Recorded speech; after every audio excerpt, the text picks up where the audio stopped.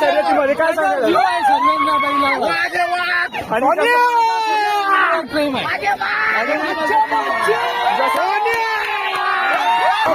तर मित्रांनो खूप सारा जल्लोष केलेला आहे आणि जयेश दादा खुश आहेत एकदम आणि पब्लिक पूर्ण संपूर्ण फॅन सुद्धा खुश आहेत आणि खूप सारा जल्लोष झालेला आहे.